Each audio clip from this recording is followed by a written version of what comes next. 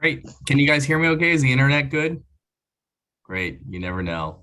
Hey everyone, my name is Josh. I'm an alcoholic and I'm very excited to be here, honored to be here with all of you and to be speaking. And now you know who to complain to if you don't like the meeting tonight. I'm happy to change my number here and give you Henry or Paul. Very happy for you can text them while I'm sharing actually. Please don't hold back.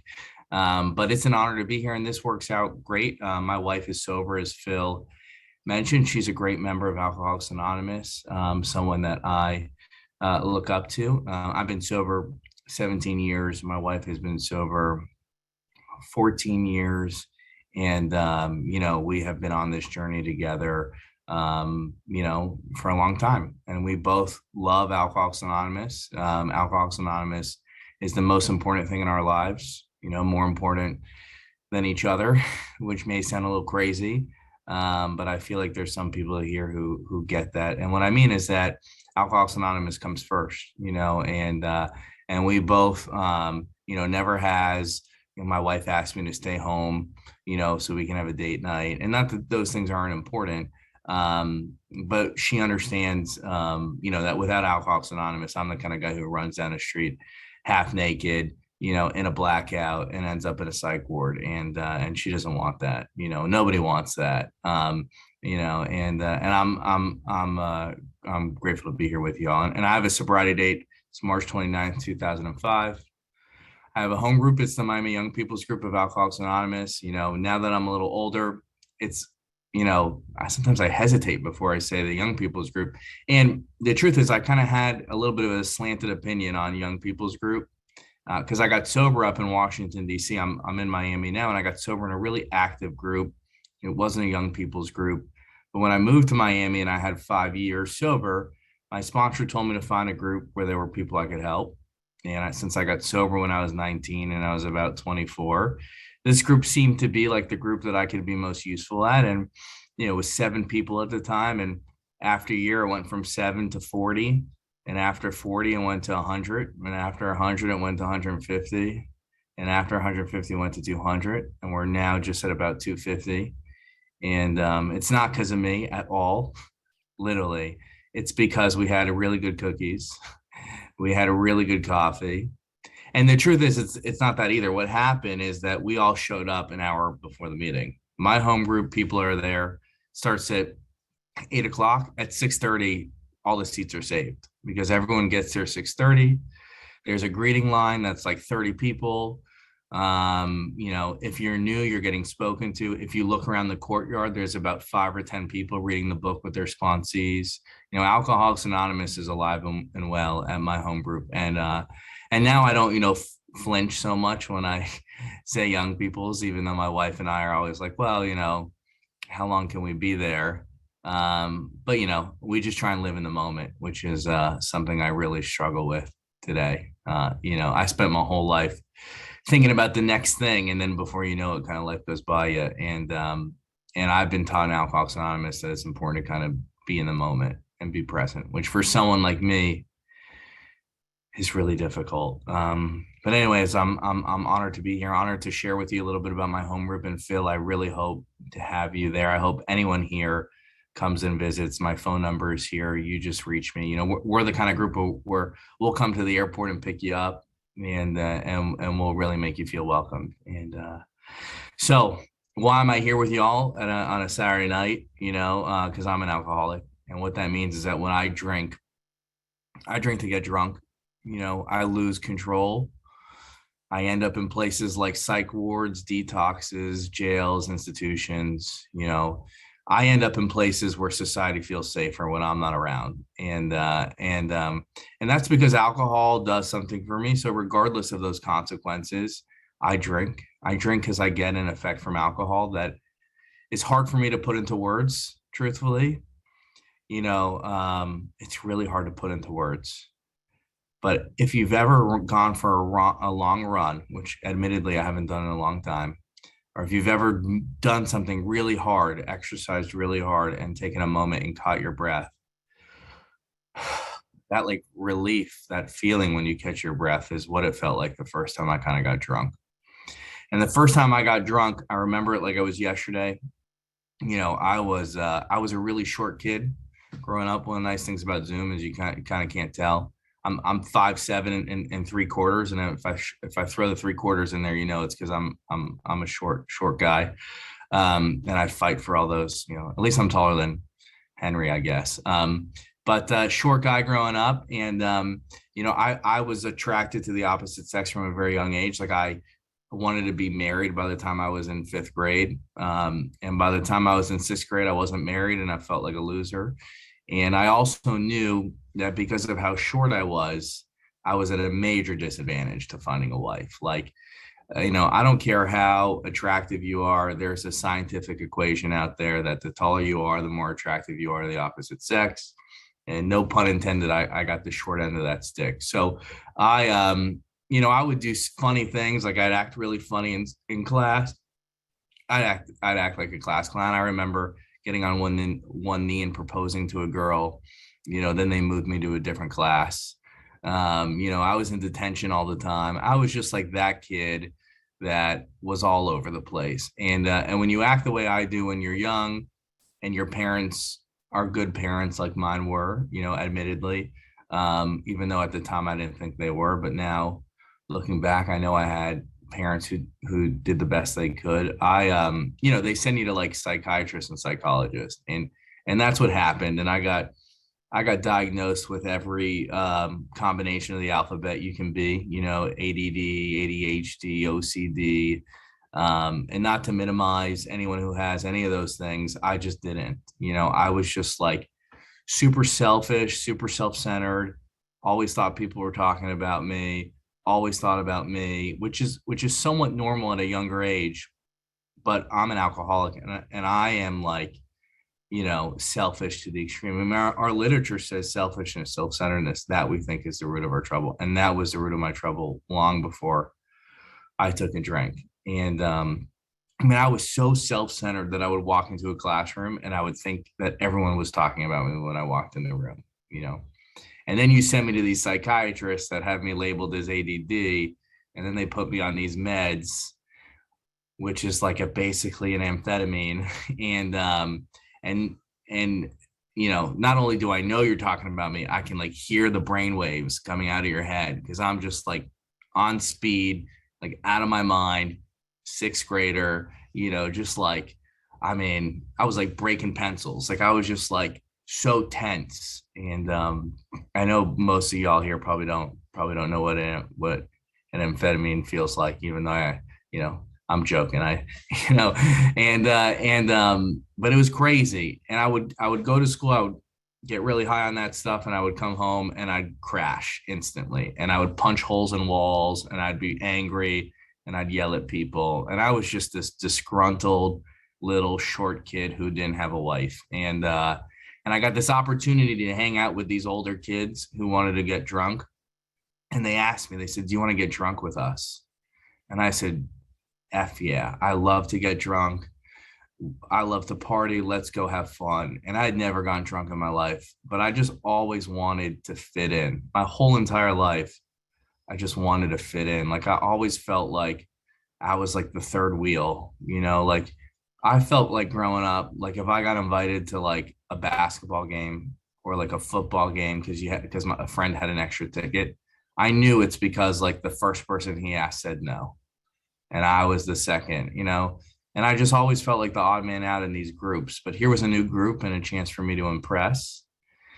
And they asked me to get drunk with them. And I lied like I always do, because I will tell you whatever I think you want to hear to make you like me, because I just want to be a part of, because I feel so not a part of, because I have this spiritual illness that makes me feel like I'm different and I'm unique, and I'm not. I'm not any unique or anything. I'm one of 7 billion people. I cannot be any more insignificant than that, And when I was new, I'm blessed that I sponsor a couple of people. I got guys who have like 2 or 3 years. And sometimes like I when I sponsor people, I basically say a couple, there's nothing new with me. You're not going to get anything creative. If you bring me a problem, I'm going to ask you who you're helping. It's that basic. You know what I mean? And like, if you start complaining about some really small things, I'll point out, that you're selfish and self-centered, or that yourself will run riot, and that you don't, and like our literature says, we don't think so. So you probably don't think so. But I got this one guy sponsor, and I pulled this out on him once. I was like, because he was just telling me about some small work problem that was not going to matter in like a month. And I know you all, if you're like me, I get caught up in those all the time. Like something I think is like so important that like a month from now isn't even going to matter. And I just told him, I was like, you are one of 7 billion people on this earth. And I couldn't tell if the cell phone dropped, because I think it was just such a hard concept for him to understand. And I get it. I'm the same way, just like a little bit more experience of like knowing that the world doesn't revolve around me. But we got, for new people, that's kind of a hard concept. So back to where I was, here I am, with these people trying to get drunk, trying to show off. And it's like your typical, like, we're going into high school. So your typical like middle school party. And it was like, me and 3 other guys, and there was a girl, and I was going to try and talk to the girl because she could be the one I could marry. And we go to this liquor store, and they all buy their drinks, and I don't know what to buy because I'd never gotten drunk before, but I had lied to them that I drink all the time. And normally I don't remember my lies. That's how much I lie. So I have to kind of narrow who I hang out with because I lie so much. But at this point in time, I was trying to be conscious of my lies. And so I couldn't ask them what to drink. So they all like got their drinks. One guy got a 6-pack of Heineken. Another guy, got a bottle of Mickey's. Like, I didn't know what to get. So I go to the back, and there's this stuff that's red, and it had a screw off top because I knew I wouldn't be able to get any other kind of top off. And I reach in the back of the fridge, and I get 2 of these red bottles, and I go to check out, and the cash register guy looks at me a little funny, but it's Miami, they sell to underage, and my friends look at me a little funny, but I don't know what I'm doing. And I put the bottles in the cart, and we go to the park to get drunk. And those 3 guys, we're all standing in a circle, and they're all talking, making fun of each other, and I'm like so nervous about whether I should talk. I don't want to talk. I have a joke I want to tell, but I don't want to tell it because it may be silly. And then I speak about topics like 5 minutes after. They're like, I don't know I might move my hands when I talk, and people will start noticing that I'm talking with my hands. And I'm just like so in my head and so uncomfortable. And everyone starts to take a swig of their drink. So I unscrew the top off, and I take a swig, and it doesn't taste so good. And it's not a surprise. I got Cisco. I don't know if any of y'all know Cisco. It's kind of big in South Florida. I see James does, which is nice. That makes me feel good. Makes me feel good. I'm not alone. And it is like, it's like a syrupy, I don't know how else to describe it. I got to give my kids cough medicine because, every now and then, and sometimes I shudder.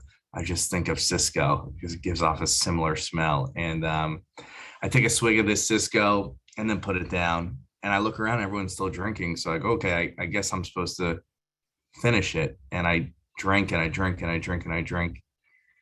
And I look around, and I hold the bottle in my hand, notice the bottle's empty, and I throw the bottle on the ground, and the bottle leaves my hand, and somewhere in between the bottle leaving my hand, but before it hit the ground, I don't know the exact moment, I look up, and I'm like, man, I got jokes to tell, and this girl, she will not stop looking at me like she's already planning our wedding date. Like, these kids can't wait for me to hang out with them again. And I just feel like I had arrived. In Bill's story, he says that he had discovered liquor, and I go to a big book study with my great grand sponsor, this guy named Johnny Harris. He didn't go this last year. And he makes it a point, we sit in sessions and we read the book. It's pretty cool. We go very slowly, intentionally. We only make it's like the entire weekend, and we make it just through Bill's story, because we just really stop and read. And he always points out when we get to Bill's story, when he talks about discovering liquor, he's like pirates discover treasure. He's like alcoholics discover liquor. He's like most people don't think of it as a discovery, like some great discovery. But for me, it was a great discovery. It was the answer I didn't know I was looking for. It was I always felt like in kindergarten, I missed that day in school where they like taught you how to like live life, like the life manual.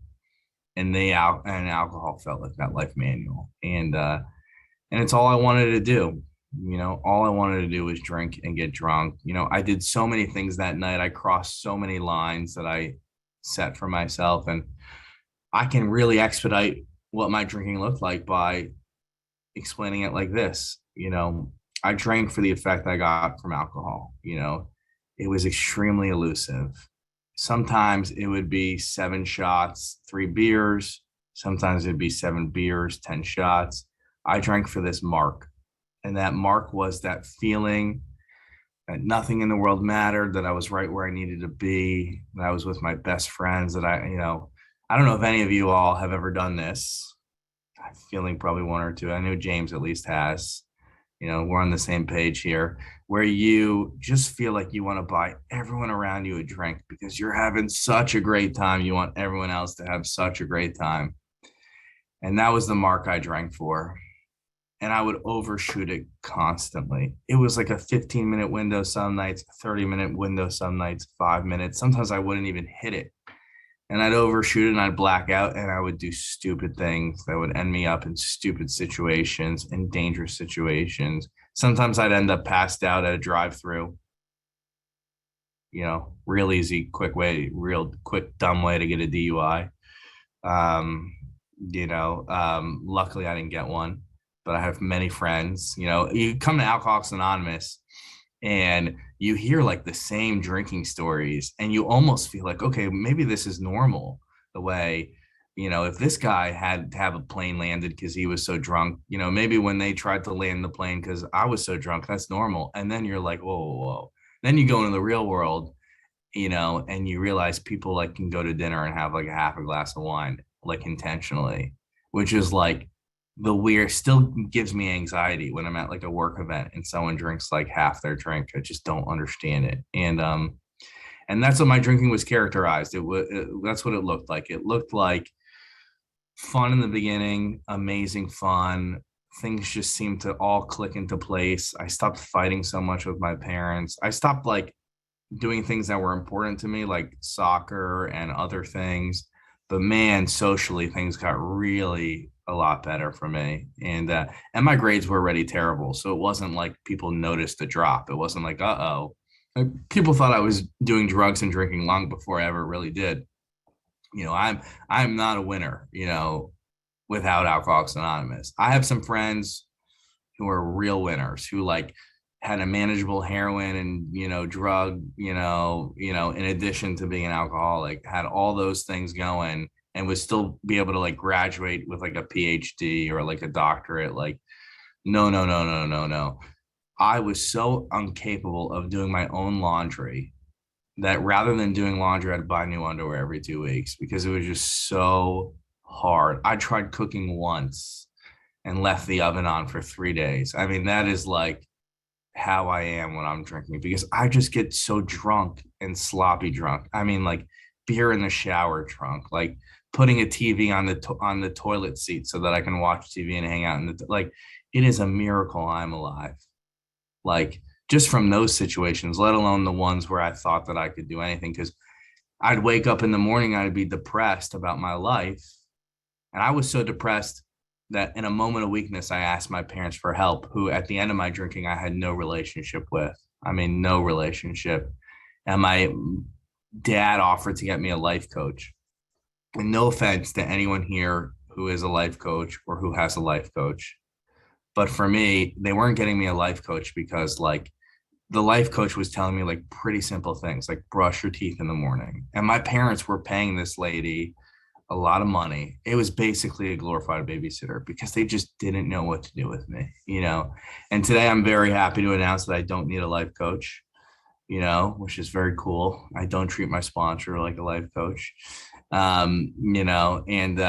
And what it is that I just am so unmanageable, and I wreck cars and I end up in detoxes, I end up blacked out. And this last time, what happened is that I got so drunk that I vomited so much, and my body was just like starting to give up, and I started to like I would bleed from weird places. I would vomit when I would drink.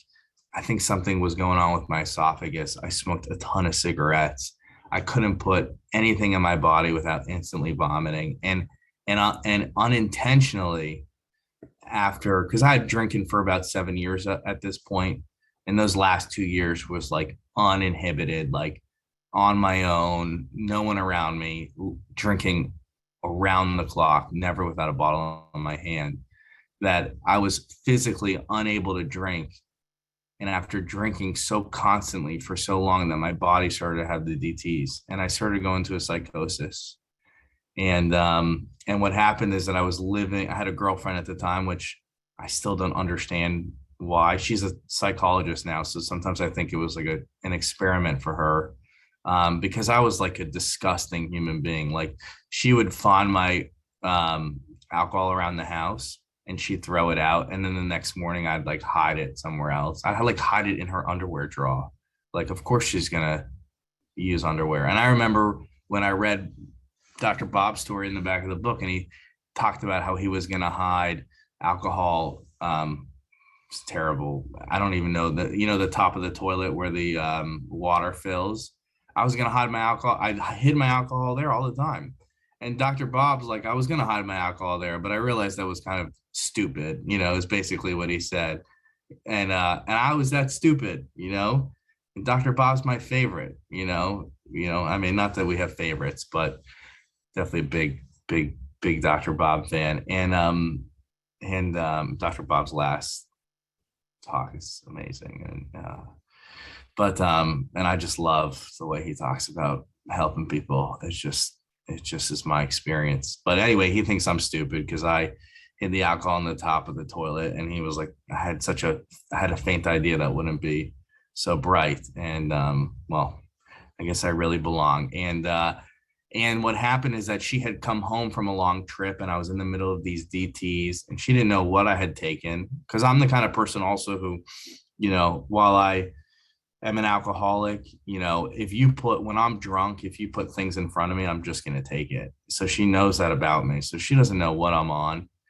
And what happened is that I ended up going into a full-blown psychosis with her in the house and in the apartment. And I thought I died in my sleep. And she felt like I was very much alive, but I was convinced I was dead. And we had a little bit of an argument about it, whether I was alive or dead. And I tried to prove to her that I was dead by jumping out of a third-story window. And she tackled me to the ground. I wiggled out of my clothes and ran down very busy intersection in Washington, D.C. I lived in D.C. at the time, right? Yeah, I don't know if you all know where the National Cathedral is. It's on Massachusetts Ave.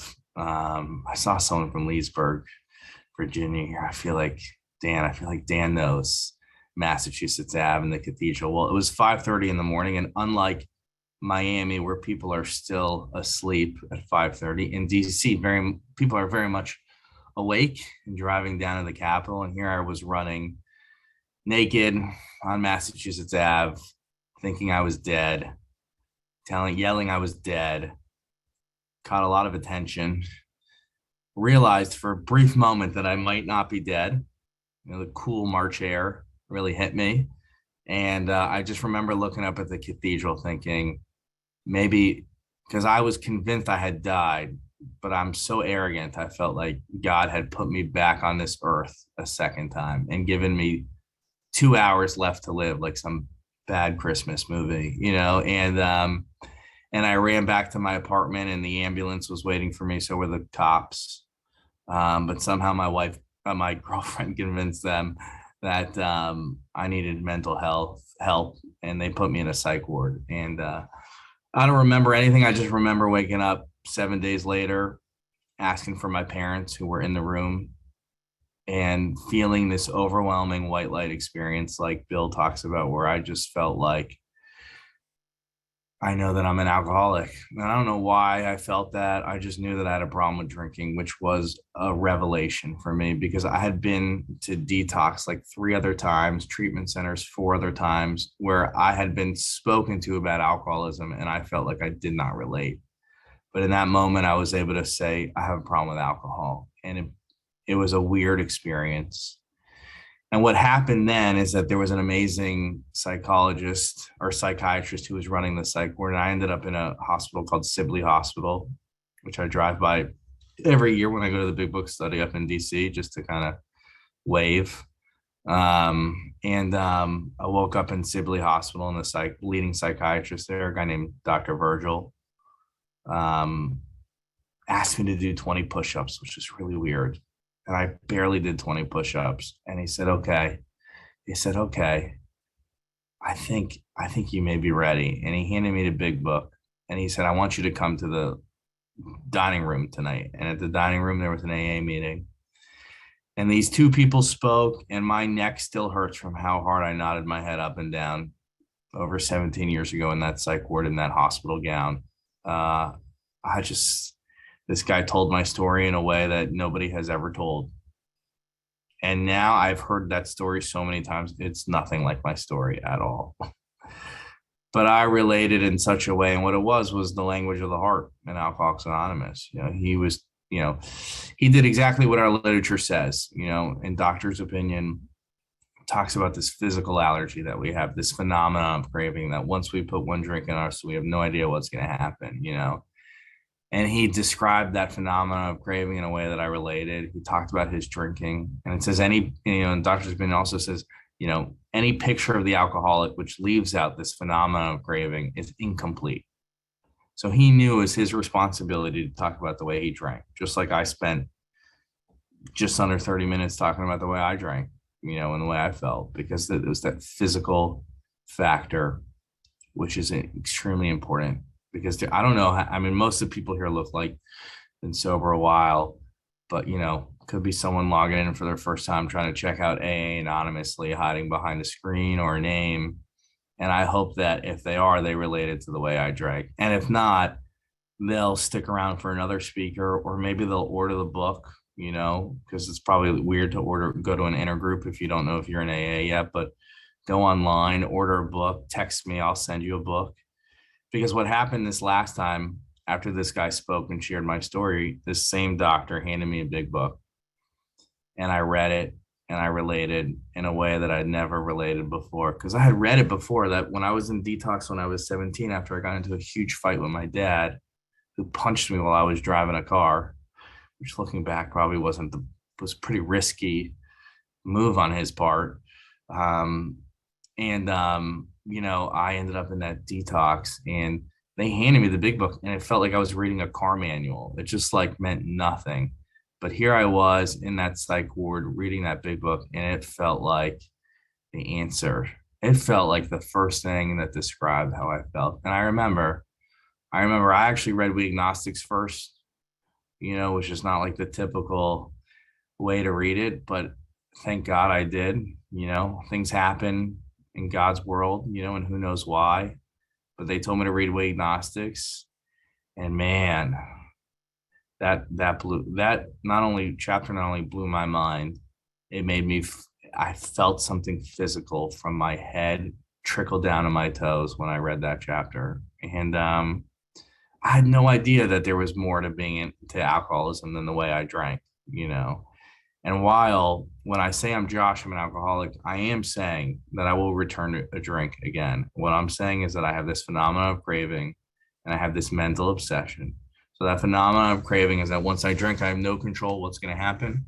It's not the craving my wife had for pickles and ice cream when she was pregnant. It happens once it's in your body. It's not the craving I have for popsicles sometimes, because I'll have such a bad craving for popsicles. I'll stop into like a grocery store on the way home and I'll eat like one popsicle and then I'll eat two. And then I'm like disgusted with myself. I'm like, who is this loser eating popsicles on the highway on their way home? With alcohol, I never felt that way. And I drank all the time in the car. I would go on airplane rides and I would install coolers in my car that you could plug into the AC adapter. So when I landed, there'd be a cold beer for me in the car in the parking lot. But with those popsicles, I was disgusted. With those beers, I couldn't get enough. And and it's that mental obsession which takes people like me out after they've been sober for a period of time. And it's that mental obsession that I somehow can beat the game. And when I was new, it looked like when I get married, I'll be able to drink. When I graduate college, I'll be able to drink. When I turn 21, I'll be able to drink. When I have my first kid, I'll be able to drink. Or my drinking wasn't that bad. Or I did more drugs. I'm an alcoholic and something else. All these other things, you know. But I know today I have lost the privilege and drink. No question. Sometimes people leave Alcoholics Anonymous because of their gifts. Their life gets really busy. They travel all over the place for work. They make a lot of money. They don't have time to help the new person. They don't have time to be inconvenienced, like it talks about in our literature. You know, page 98, I believe, depending on the edition, talks about things that will happen to you if you put helping others first. Like your phone may jangle any time of the night.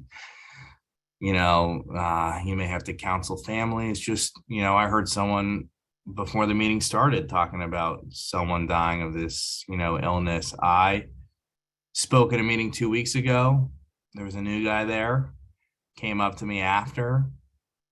I said, hey, let me get your number. I'll start giving you rides to the meeting. I just started a new job.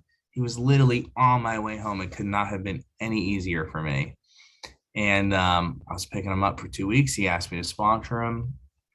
Went through a doctor's opinion. Got a text from his sister from his phone 3 days ago. He's in the ICU. You know, they're pulling the cord. You know, and I don't say that to, like, you know, if you've been around Alcoholics Anonymous, unfortunately, that is the story that you have lived time and time again. I mean, we have pulled at my home group. We have pulled numerous people off life support. We have scrambled to welcome family from out of town to help them bury their kids. You know, we have been to weddings. You know, we've done a lot of fun things too.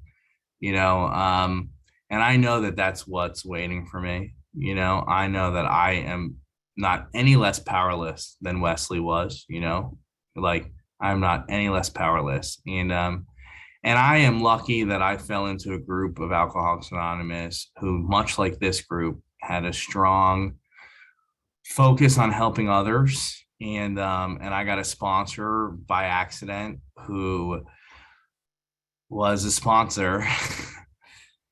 Was a sponsor. He talks a lot about strong sponsorship. That's code word for, like, you know, you're signing up for the deal, you know, like, I'm going to ask you to do a couple things that are probably a little uncomfortable. And thank God, because I needed that.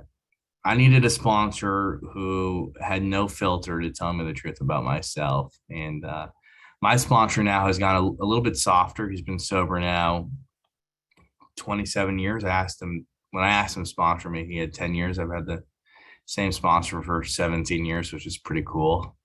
He's not like, you know, he's like me. We're nothing special in AA. We just try and put people in our car. But that's what I need. I need somebody who, if I got someone in my car 2 nights a week, he's got someone in his car 4 nights a week. Like, my sponsor sets the bar high, very high for me, and loves AA in a way that is now seems attractive. But for my first 10 years, I did not love AA, just being honest. I mean, I did what we do here and I got the results. I was the kind of guy who still did not like going to meetings. You know, I just like would rather take care of myself. But I got this strong sponsor who said that for the first 30 days, he was going to pick me up for meetings. And that's what he did. And I remember the 5th day we were going to go to a meeting, and he lived in Rockville, Maryland. I still lived in DC, right near that apartment where I ran out naked. And he said, okay, I'm going to pick you up for a meeting. I'll be there 6:30. And this was before, like, iPhones, even before Blackberries, like 2005, there were still flip phones. And he said, be downstairs at 6:30. And 6:35 rolls around, and I walk downstairs and I walk out my apartment building, and my hair is, you know, spiky because I'm a 19-year-old kid, and back then having spiky hair was cool. And I smell really good. I have a ton of cologne on. I just got out of the shower. Actually, I'd spent like the last 15 minutes looking at myself in the mirror, really making sure my hair was good. And my sponsor opened up the door for me, which I thought was nice. He like reached over, and like kicked open the passenger door. And I get in, and like I'm halfway in, and he's like, "You are so selfish and self-centered." And he just goes off. It says a little bit more than that, but I'll save everyone.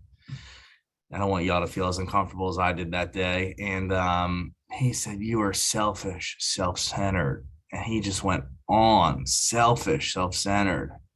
And I was like, whoa, what is going on here? And like, thank God, like the car started moving. And he just told me that for like 3 minutes. And then he was like, okay. And then I'm like, I couldn't talk.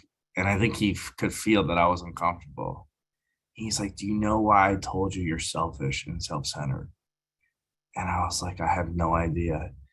He's like, well, your actions show me you're selfish and self-centered. I'm like, what do you mean? He's like, well, I drove 45 minutes to come pick you up for the meeting, asked you to be here from 6:30. I left work early. I said, you come strolling down at 6:35. Didn't think, that maybe you should wait for me since I'm going out of my way. He's like, and you come in smelling and your hair's all perfect. He's like, your actions show me, how much you value my time, and he was right. He was right. I could not argue with that. He was right. And I needed people to tell me the truth like that in a way, because I couldn't argue with that. I today I probably could try to, because my ego has rebuilt itself. But my ego was so big that if he hadn't deflated it, I probably wouldn't have even been able to get in the car. But my ego goes right back to here. Like 10 minutes later, he's puncturing it again. And I need a sponsor who cares less about my feelings and more about telling me the truth. And that's what he did. He told me the truth. And everyone's different. Listen, there are people I sponsor today who I don't know if they could take that. So my job as a sponsor is to be nice to people at first and my sponsor is nice. He wouldn't do that today anymore in the first 30 days. He'd try and make sure you thought you're an alcoholic first. But thank God for me, I had nowhere else to go. AA was the last house on the block. Like there were no other options for me. And thank God. And maybe he knew that. And a lot of new people don't feel that way, but I felt that way. And so my relationship with my sponsor has grown in amazing ways. He's my best friend. I was in his wedding. He was in my wedding. We've traveled to Costa Rica together. He's now in California. He's still my sponsor. We talk 5 times a week. 17 years later, he just called me before the meeting. Actually, guy still helps people. Takes a meeting to Salvation Army. Is my role model in AA. And I just picked the right one. Mistakenly. And my sponsor got me into the literature, got me into helping others, got me into taking a 4th and 5th step, where I got a relief from my self-centered view that I was the victim of this world. And I was able to let some things go. I was able to mainly see my part, which was a real foreign concept. And my emotions stabilized in a way that I didn't think possible after doing that 4th and 5th step. And, but I still felt awkward and uncomfortable. And I'd still stay up till 3 a.m, even after helping a ton of people, feeling like, like thinking about all the terrible things I did, like the time I let my grandma down because I was too drunk to pick her up to go to a play that she wanted me to take her to. And she came to my house and saw me in my boxers. Oh, I think my daughter might have just woken up. So let's see if a little kid comes running in. My wife's sponsor is in town. So I let her go out and I put the kids down. But let's see if you all are about to meet my 4-year-old. And I apologize in advance, but it's a gift of AA that I have one and she's great. But I had all these wrongs I needed to make right. And my sponsor got me right started on my 8-step list. And he said, he said something to me that was really important. He pointed out that when I did my fourth step, I had the basis for my eighth step, and that I should take that list and build upon it. And I had a lot of people to build upon. And one of the persons I had to make amends to was my dad, who was the first person on my fourth step who I hated so much. Never taught me how to be a man, never showed up to any of my games, and would hit me. Him and I would have knockdown fights on the ground, on the tile floor, hitting each other, yelling, me trying to escape the house, all because he got in the way of my drinking. And I was able to make amends to my dad, who shared with me some of his story, and we became best friends. No other way to put it. Person I hated the most became my best friend. I became a lawyer later in life. He was the reason I became a lawyer. Him and my grant sponsor, both were big reasons. I was a college dropout. I 1.6 GPA, and because of AA, I became disciplined enough to go back to school. And my dad was the first person I called before I asked my wife to marry me. First person I called before I took my first job. A lot of those first things. And March 13th, my dad was in a terrible car accident. I had about 7 years sober, and he was the passenger. He used to visit clients. He was a lawyer as well, but didn't practice. And the driver in his car that he had hired so he could work while they saw clients didn't look left, and they got hit by a car going 80 miles per hour. And I was in northern part of South Florida at the time. And again, he didn't have an iPhone. We couldn't see his location. And we were just like calling hospitals, like calling police. And someone saw an article and called me. It was like, your dad, I think this is your dad, is in Lakeland. And I was the closest up there. So I got in the car and I drove to Lakeland, and I don't know how people found out, but I was not alone that entire car ride. I got calls from my sponsor, my grand sponsor, all these people from my old home group that I had moved away from 3 years prior were calling me, listening to me just cry, bawl, because the doctor was like, how far away are you? I'm like, 3 hours. He's like, okay, he'll be alive when you get here, but I don't know if he'll be alive tomorrow. And my dad was in that hospital for 6 months, and we slept in the ER room, and he had a very traumatic brain injury. And if any of y'all have experience with traumatic brain injury, you know that, it's not easy to recover from, especially after a certain age. And I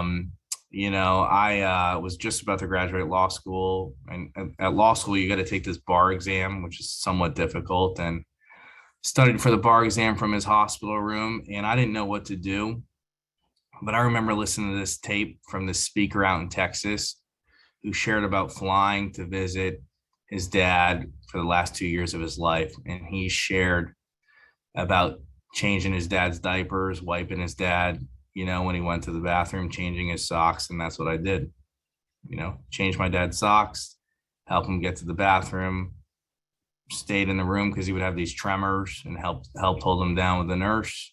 There was not a night that didn't go by where me or my mom was in that room with him. Studied for the bar exam in the hospital, passed first time, which was crazy. And people from AA from DC flew down to visit me, and the people I sponsored would force me to go to meetings because I didn't want to go to meetings. I was doing this thing called the Step Series, which is kind of unbearable, but it's a very Miami thing. And and I was in the middle of the Step Series when this happened, and the people who were doing the Step Series said that they would hold it for me. And 6 months later, I came back, or not, maybe like 3 months later, I came back because he got transferred to Miami. And that Step Series saved my life. And I'm here talking bad about it, but it saved my life, and I had a guy who I sponsored who'd pick me up from the hospital, taking the Step Series, take me back. And Alcoholics Anonymous showed up for me. And, I was able to make amends to my dad long before that accident. And, now I'm able to show up for my family in a way. I do everything for my family, and not in like a bragging way. It's the least I can do. I have everything My parents have put me far and ahead most people in this world because they, helped me with college and supported me in law school, and I'm grateful for that. And I sponsor guys who are so spoiled because it's Miami, so it's like get some spoiled kids, who complain about like their parents won't buy them a car, and I'm just like, stay sober long enough. The material things don't matter, and you got to grow spiritually. And you see it, a lot of those guys grow. And I have sponsored some people who have come from the craziest places, who were literally the most terrible people I'd ever met, and who are the most amazing, generous, not material people in the world. And that's Alcoholics Anonymous. You stick around AA long enough. I'm gonna end here because it should be 5 minutes at the end. And a good speaker ends early. The who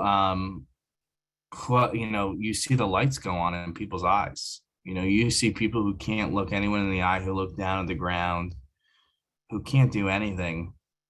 The light goes on in their eyes, and then they start helping others, and then the light really goes on in their eyes, and they start getting honest, and they become people in their families' lives where the family no longer has to worry about them. Actually, quite the contrary, the family looks towards them for help and guidance. And I pray that all of you have found that, get that, find that, or find whatever it is that you want. Alcoholics Anonymous only guarantees, I don't actually probably didn't guarantee anything. Probably shouldn't say that, but the only thing we're offered here in AA is sobriety. And I hate to promise anything else, because if you're here for anything else besides sobriety, you probably won't get sobriety or whatever else you're looking for.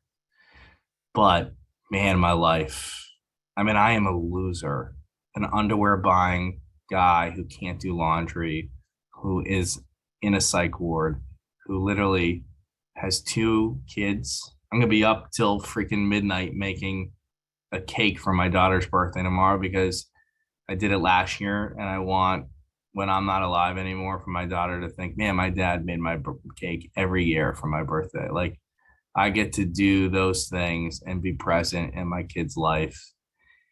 And it's all because of AA. So that's it. Thanks for letting me be here with you guys.